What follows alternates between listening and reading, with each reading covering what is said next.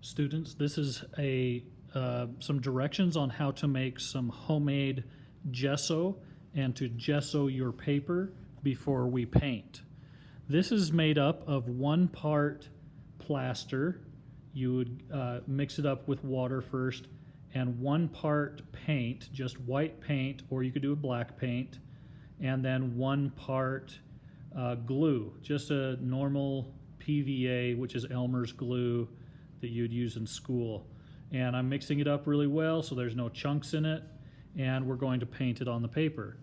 And why do we do this? Because if you have this, you could do it with a canvas or even masonite, like this board here is a masonite board. You want to gesso it so that if you have, say, oil paints or other kinds of paints that might soak into the wood or warp your paper or ruin your canvas, we're going to prime it first and treat it so that it won't warp or create problems with the materials. And so let's just talk about what we want to do. You want to just get a disposable brush or a cheap brush. I've taped this paper down, and I'm just going to paint this thoroughly, and I just like to go horizontally really quick over the paper. This shouldn't take very long, and when you're done, let it dry flat. It'll have less warpage if it dries flat, or on the board while it's taped. Now the paper is stretching even now as it's getting wet. You don't want to have any spots that don't have gesso on it, so look at it from the side where the light hits it to make sure that the paper is not showing through anywhere. The paper tends to be more dull and less shiny than the gesso. Okay, and we're going to do 2 coats of this. Got a little hair in there. 2 coats of this. You can see it's kind of buckling up right there. You could just take one end and stretch it a little bit and retape it while it dries, but it tends to even stretch and buckle along that line.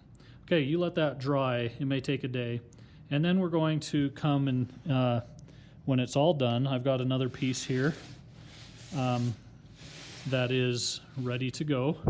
And so I'm going to sand it. So you'll find out that there's little lumps on there, chunks of glue or chunks of plaster, and we're just going to smooth it out with a sandpaper. You want to go over it completely and methodically, but just knock off those bumps. Now you also want to go the other direction.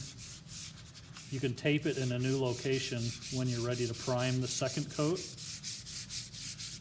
So you do your second coat, get that dust off there, and you'll want to do your second coat, then sand again.